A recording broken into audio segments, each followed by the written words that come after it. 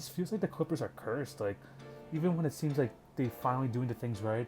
For example, getting Kawhi Leonard and Paul George last year, it felt like this was the turn of them getting like their franchise in order.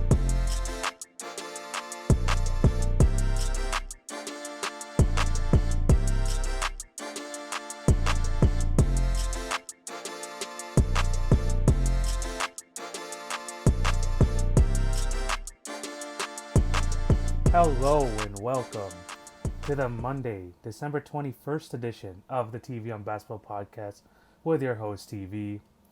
Hope your day is going extremely well, and thank you for clicking on to watch or listen to today's episode. Before we start, I have to plug my other platforms. Remember to follow at TV on Basketball on Twitter, Facebook, and Instagram for updates on the podcast and for other great content. If you're on YouTube, remember to like this video, share it with your friends, and also subscribe so you don't miss the next one. And if you are on any of the podcast networks, remember to subscribe or leave a review if you're on Apple. As for Spotify, Anchor, or Podbean listeners, continue to show your support in any way you can. I really do appreciate it. I have a great show lined up for you today. I'm going to be talking about the Rudy Gobert contract that he just got.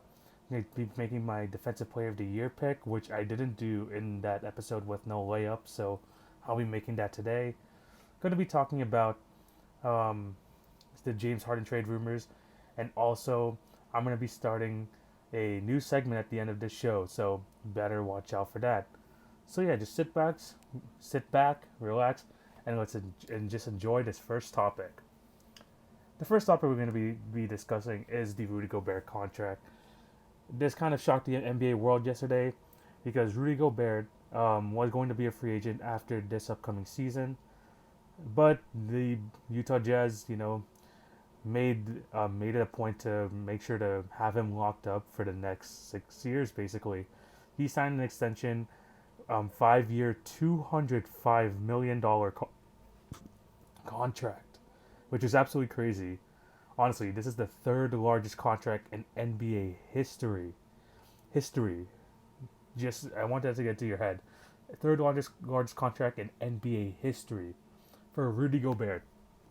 Let me just let that sink into your head a little bit. I mean, it's a massive contract, and congratulations to Rudy Gobert for making his bread. I didn't think that the Utah Jazz would offer him nearly that amount, because although I believe that he is the most valuable player on the Jazz, I mean, people love to look at Donovan Mitchell's style of play and say that he is the best player, which he probably is. Let's be honest, in terms of just creating the ball for others, getting his own shot, it's probably going to be Donovan Mitchell. But the reason this Jazz is a team the way it is because Rudy Gobert makes them like a top 10, top 5 defense every single year, and he's always in the mix for Defensive Player of the Year. I mean, he already has 2 of those in his cabinet, and he's always near the top of the league in defensive win shares. I swear the last few years he's like in the range between 2 to 5. Like, he is absolutely important to that team. And in a city like Utah, where it's not like it's a great free agent destination, and I think that was a big reason why they decided to make this deal in the first place. Because let's be honest, you're not going to be Utah's not a free agent destination, and Rudy Gobert, like you couldn't lose him for nothing. You just couldn't, and they decided to bring him back. And I mean, he is vital to this team's success, so they definitely need to bring him back. But for 5 years, 205, that's my biggest issue with that. He got the Supermax deal. I mean, he was eligible for it. I was shocked when I saw that the Utah Jazz actually pulled the trigger. I'm honestly super surprised. Just because Rudy Gobert is just so limited in terms of his style of play. He is an elite defender. I am not taking that away from him. And like I said, he's the most valuable player to the Jazz's success. But when if I'm a GM or if I'm a team and I'm wanting to say like who am I giving supermax money to, I want them to have like an all-around type game or influence the game like more on the offensive end more than anything. Because defense is Rudy Gobert's calling card. But on the offensive end, he is extremely limited to just catching lobs and putbacks. He is not a great post player, and he is like playing a dying position. Let's be completely upfront here. I know the center position is important, but we are transitioning into more of the center position people like a Nikola Jokic and Anthony Davis. You need to be able to shoot the three. Sometimes you're going to have to be able to handle the ball. And Rudy Gobert does not give you any of that. And the Utah Jazz locked him up for 5 years. Just 5 years. For 5 years, over $200 million. It's just not worth it, in my opinion. It really isn't worth it. And like I said, the third largest contract in NBA history, to lock up Rudy Gobert. I just don't think it's worth it. I mean, I just would like my Supermax player to do more than just be an elite defender, you know? I'm not saying that he's replaceable because it's hard to replace someone who can give you that much value on the defensive end. But I'm not giving him more than 30 million a year. I'm sorry. I'm just not, especially with his limited offensive abilities. I am not giving him more than $30 million. And this guy's getting over 40. I just don't think it's not worth it whatsoever. And if we look like down the line, like a few years from now, we're gonna be looking at this as an untradeable contract, a la John Wall, a la Russell Westbrook. Yes, they can be traded for each other, but it's gonna be near an untradeable contract. Especially this is gonna go up to when Rudy Gobert is like in his early to his mid 30s. And do I think he'll still be effective? Probably. He could probably still be an effective player by then, but is he worth super max money? Especially because you still have to pay Donovan Mitchell and stuff. I just think you're just completely limiting yourself if you're the Utah Jazz. And with Rudy Gobert being like one of your top guys, especially on the contract books when you can't bring in really anyone else, you're capping yourself. And that's just not. And I think the Utah Jazz has kind of like, with this signing especially, just put themselves in a corner here. And I think they'll still be competing over the next few years, but at the same time, they really like limit themselves to like how good they can actually be. They're gonna have to hope that Donovan Mitchell becomes a superstar type player, but with him and Rudy Gobert and some pretty good role players, let's be completely honest around them, with Bogdanovich, Connolly, and all that, it's a good team, but it's just not gonna take you very far. And if they want to have some finals aspirations, this is just not the lineup to do so. So I don't know, man. I mean, I really do like Rudy Gobert. I really do think like he is so vital to that team. But for a Supermax, it's just not worth it whatsoever. I mean, congratulations to him, but the Jazz, tough business over here. Let's move to this.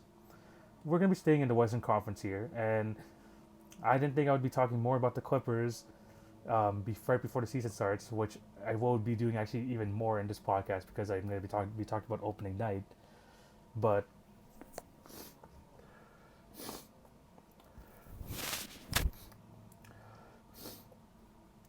the LA Clippers are back in the news, and it's not on the basketball court because there has been some drama in the Clippers organization.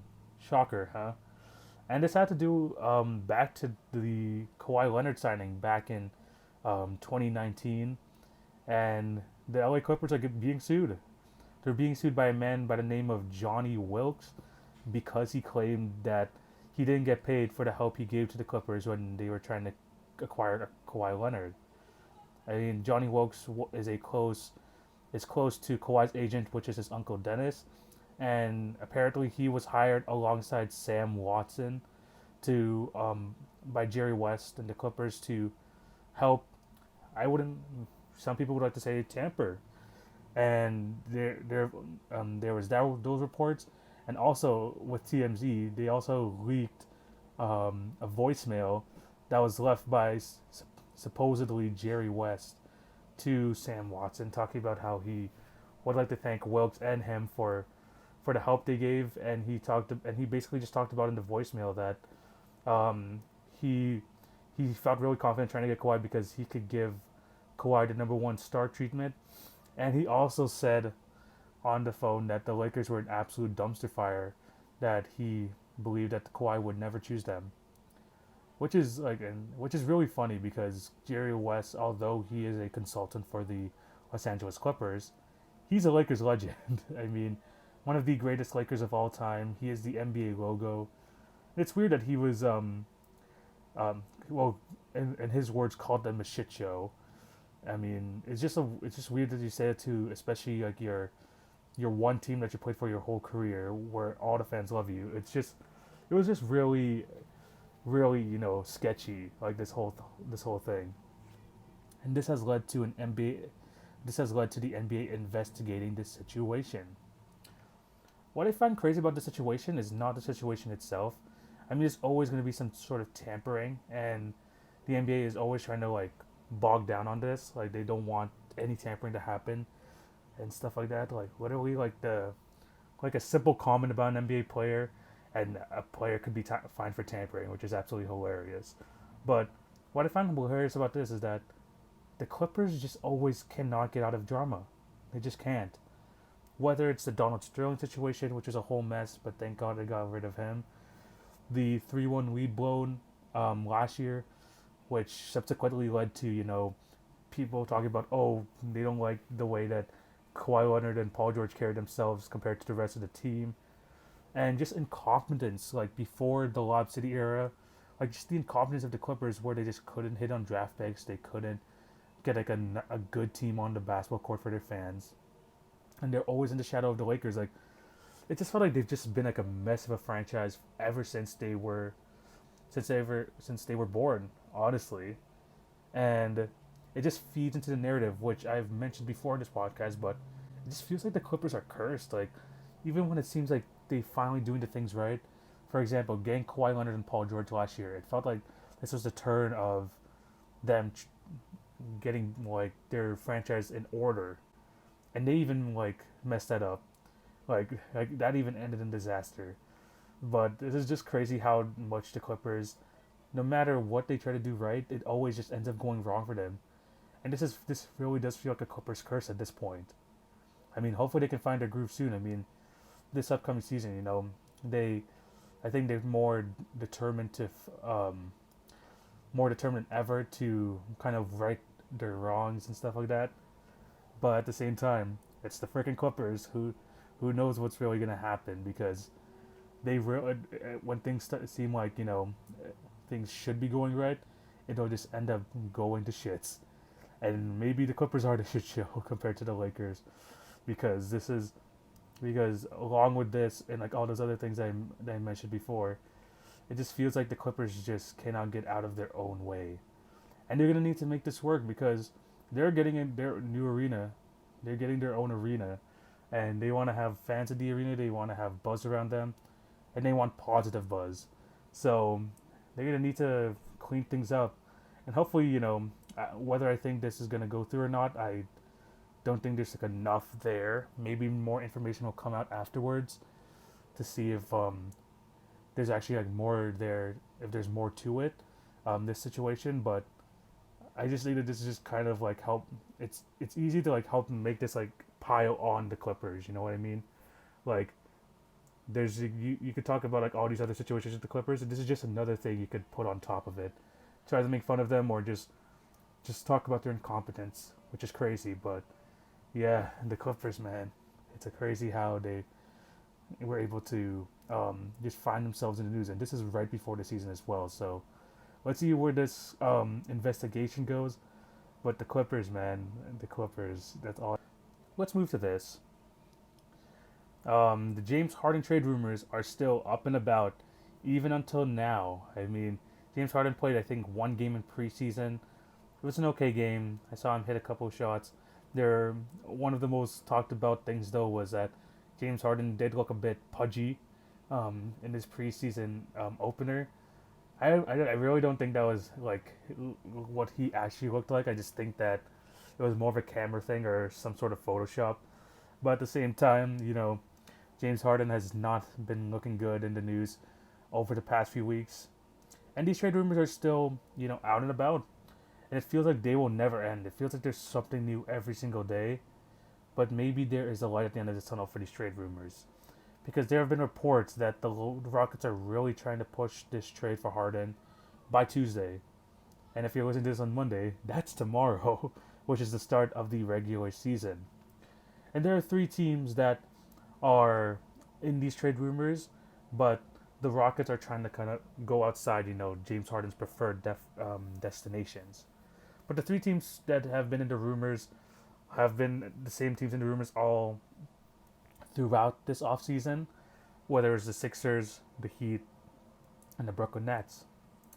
With the 76ers, there have been conflicting reports, especially because I believe there was a report like last week that they said that Ben Simmons was probably going to be in the trade if they were to acquire James Harden, and I think like that was reported by Shams.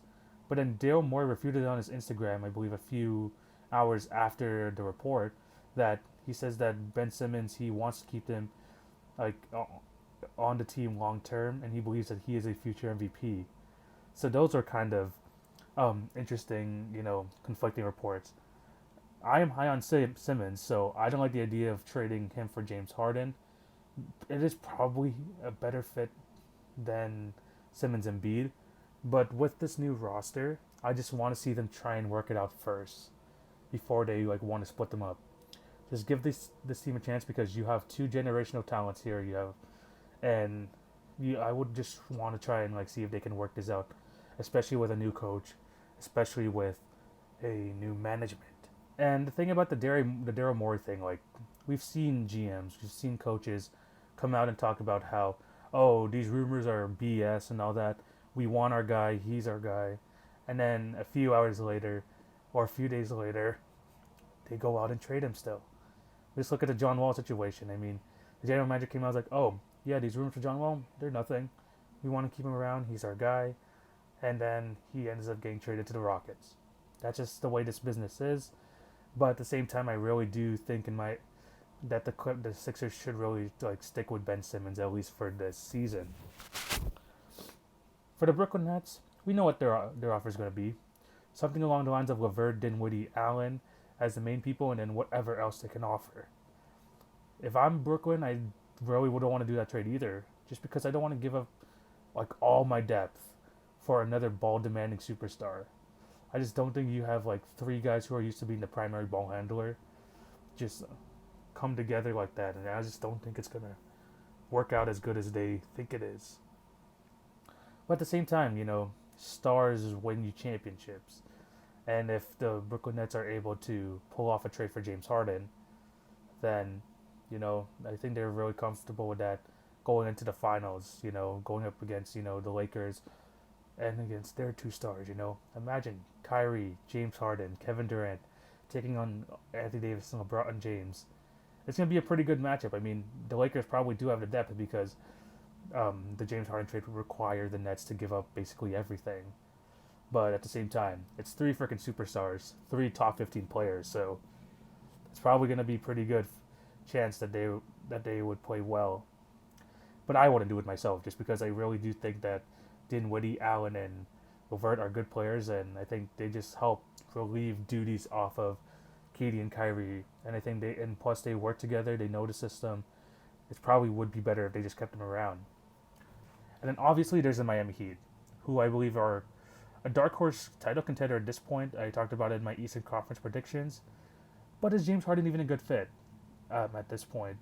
Like, I don't know, like, to what extent they want to give up their assets, because they're not giving away Bam, they're not giving away Jimmy. That means Tyler Hero's on the table, Duncan Robinson, Kendrick Nunn.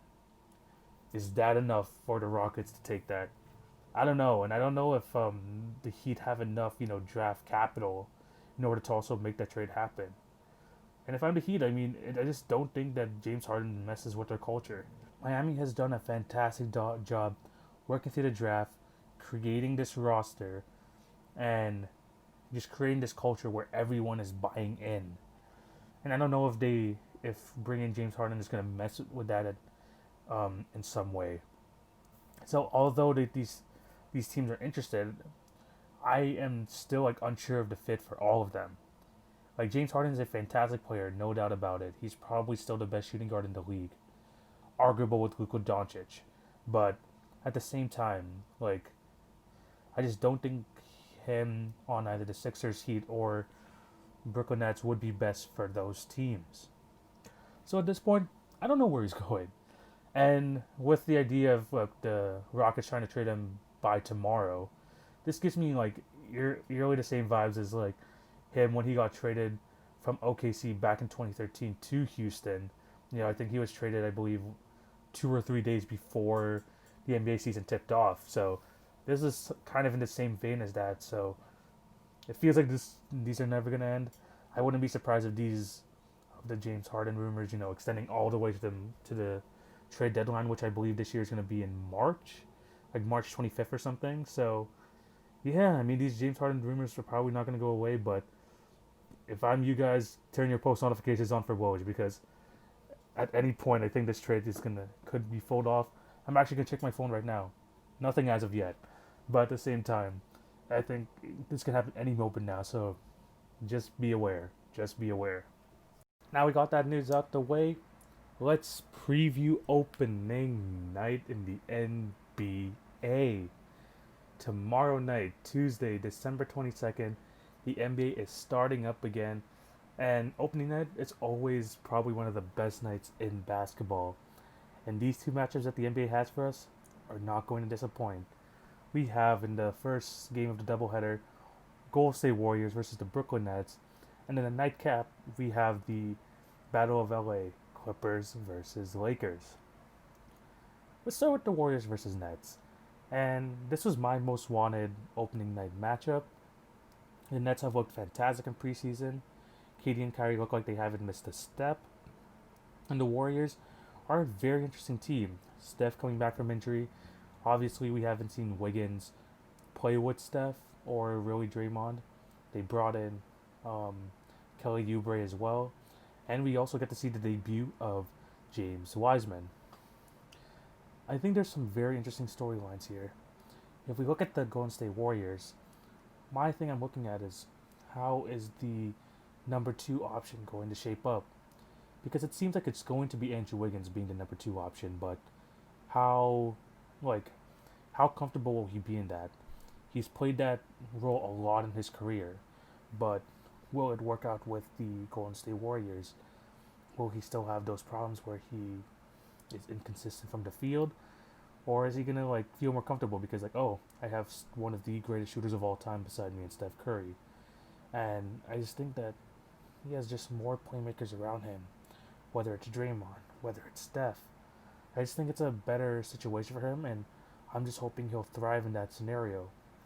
And for the Brooklyn Nets, one of the things I'm looking at for them is who's gonna start and who's coming off the bench because you both have 2 shooting guards here in Spencer Dinwiddie and Karis LeVert, and I'm just wondering who's gonna do what.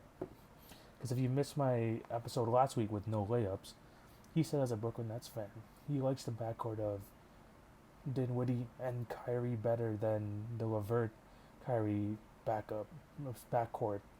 And so far in the preseason, they've been using Spencer Dinwiddie, and I think they're going to continue to do that throughout the regular season, especially because Steve Nash has been saying in interviews that he believes that Karis LeVert is starter material, but he envisions his role kind of like how Manu Ginobili played in the San Antonio Spurs system. Play off the bench and just dominate second units from there. Ginobili flourished in it, and he can envision the same thing for LeVert. So yeah, those are just 2 very interesting storylines, not just for this game, but going into this season.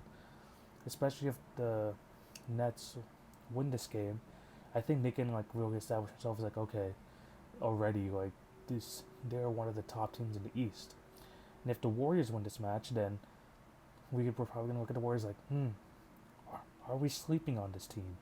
Steph is phenomenal. Maybe Draymond gets back to his All NBA type ways. We can view each team very differently if either of them win. Excuse me. In my opinion, in this matchup though, the Warriors are a bit overmatched. I do believe that the Brooklyn Nets will win this, but I think it will be a lot closer than a lot of people think. And I'm going to be talking about that more later because that's going to be my match of the week. So we're going to be talking about more about that later. Let's move on to the Clippers versus Lakers because we finally get to see another iteration of this battle. They did play in the preseason, but let's be honest, it's preseason. It was still a fun watch, but still, it's preseason. It's always going to be a fun matchup, especially when you have them at full strength. The Clippers with Kawhi and PG, Anthony Davis and LeBron. It's just going to be a really, really fun matchup. If the Clippers can win this game, which they've actually done a couple of times against the Lakers, I think they can really shut a lot of people up because, especially if they kind of come out the gate early and show that they've kind of fixed some of those chemistry mistakes, I think a lot of people are going to look at them as like, okay, these guys are serious. This is what we wanted to see last year. And I think that the Clippers can really flip the narrative like right away on night one, especially against the defending NBA champs. But if you're the Lakers, I mean, there's no reason for you not to be confident against this Clippers team. You you've won the championship and you have an improved roster.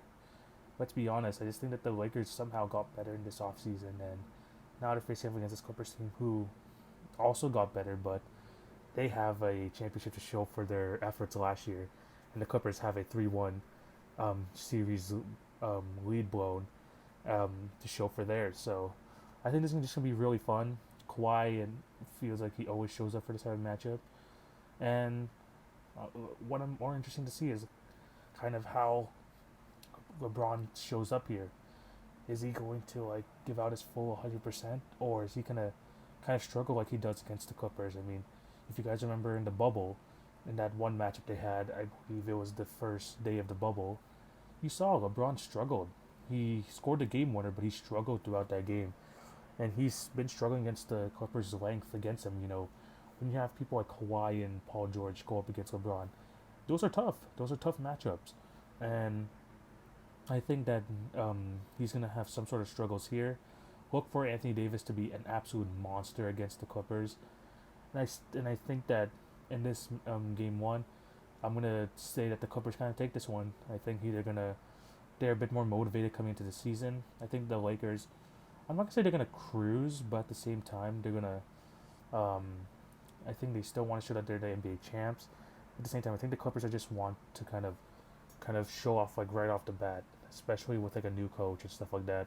That they are going to be competing this year, and that the Lakers should be aware of them, kind of like last year. But they never really got to get to that point in the Western Conference Finals because the Clippers messed it up. So I'm still going to be very much watching this. It's going to be tough because I'm on the East Coast, so I'm gonna have to watch this probably 10:30 to 1. But it's the Battle of LA. You gotta catch something like that. It's gonna be extremely interesting to watch, and yeah, I think it's gonna be just a really fun opening night.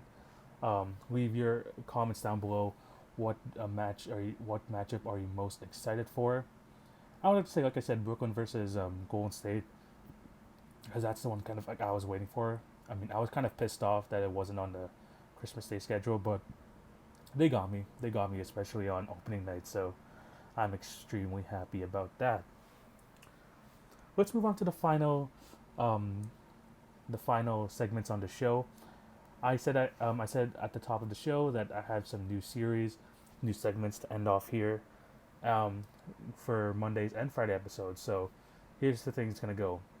On Mondays, I'm gonna have this thing called the TV's Power 10, where I give my power rankings for the top 10 teams in the league and give kind of like a short spiel as why I believe they're there, and all the way down to number one. And they're probably going to change weekly just because teams going to do better. There's going to be some injuries, so that should be changing a lot. So you should watch out for that, which I'm going to be starting very soon. On Fridays, I'm going to be doing something called um, kind of um, the good, the bad, and the ugly, where I basically talk about kind of the best of the week, the kind of like okay bad of the week, and then just like ugly, just something like really bad. So I'm going to talk about that on Fridays. And then on for the week and for the weekend, I'm going to have something called my match of the for Monday episode it's going to be match of the week, and then on my Friday episode it's going to be match of the weekend, where I get to um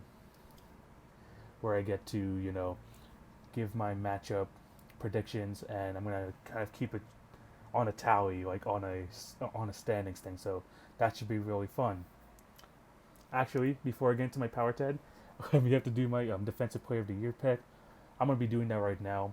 Um, Basically, what I went for here is someone who I think who can like um, impact the team's defense kind of like on the inside and outside, and it really came down to two players for me.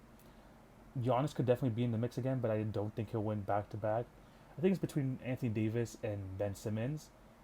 Um, and I'm gonna kind of go bold here. I think I'm gonna go with Ben Simmons gonna win Defensive Player of the Year this year, especially with a new roster. I think that they lost a lot of their defensive depth, but I still think they're still gonna do really well just because they have Ben Simmons and Joel Embiid in that starting lineup, two defensive animals, and Ben Simmons, always gonna be near the top of the league in steals, and he'll always have over a block a game.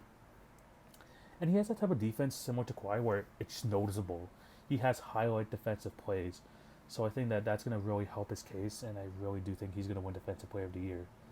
For some reason, I forgot that award when I did my awards predictions with no layup, so yeah, sorry about that, but I do have Ben Simmons winning that. But I can definitely still see the case for Anthony Davis. He basically came second last year, especially if the Lakers are top five. He's going to be looked at as the defensive anchor on that team. And if they have a really good record, I think that'll just continue to help his case. So, yeah, I mean, the Defensive Player of the Year award is something more it feels like it's more of a team award, but you got to kind of look at them like those like top defensive teams and okay, who are the best players. And I think that Ben Simmons and Anthony Davis will be among the best there, but I have Ben Simmons winning that award this year. But yeah, we got that quickly out the way. Let's start it with TV's Power 10. And speaking of Ben Simmons, we're going to start at number 10. We're going to have the Philadelphia 76ers in my power rankings. This team is built for Embiid and Simmons. I think a lot of people are sleeping on them. And they really could have a chance at the finals this year. Let's move on to number 9. And my number 9 team on my power rankings is the Golden State Warriors. People forget how great Steph is, and championship organizations just know how to figure things out, so you can never count them out. Number 8, I have the Toronto Raptors. Unlike the Golden State Warriors, please sleep on the Raptors. Just please. The Raptors want that to happen. They play at their best when they're doubted, and like me, I have them near sixth in the East. I think they're gonna try and prove me wrong here. I have them eighth in my power rankings. Number 7, I have the Boston Celtics. They didn't really improve this year, but they have one of the best young cores in the league. Tatum's going to take the next step. Brown's probably going to take the next step. We're going to have to wait for Kemba to see if he'll do better this year, but they will always be in the mix in terms of title contenders. Number 6, I have the Denver Nuggets. I think they're going to prove this year that the last season was not a fluke. They are a damn good team, and they're going to prove it with a really good offensive lineup, and I'm excited to see because they're going to be an extremely fun watch this year. But Jamal Murray, man, you're going to have to prove it for a whole season. You could be a top PG in this league. Number 5, I have the Miami Heat. The reigning Eastern champions will not go down without a fight. I still believe that there are more talented teams in the East, but I still think that the Miami Heat should still be definitely feared. Very good roster, very scrappy.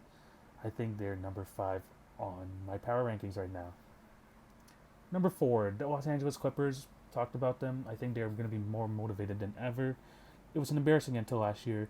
And I think they're going to try and, fight off those narratives, and they're going to try and put themselves back near the top of the NBA hierarchy. Number 3, I have the Brooklyn Nets. 2 injury recoveries kind of changed everything. They went from a borderline playoff team to a title contender. Great team up and down the roster. They should be automatically in the mix, especially with KD and Kyrie. That is good enough for you to be in the finals mix. Number 2, I have the Milwaukee Bucks. Giannis is back on a 5-year deal. They should not take the foot off gas pedal and go all for it this year.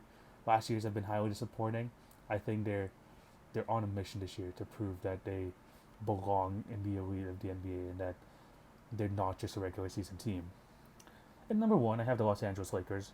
Plain and simple, they're head and shoulders above the rest in terms of the championship competition. The best team in the league got better, and the league needs to give the Lakers everything they got every night because this is a damn good team, and I think they're still number one favorites to win a championship. So yeah, that's TV's Power 10 for this week. Drop down below who I have too high, who I have too low.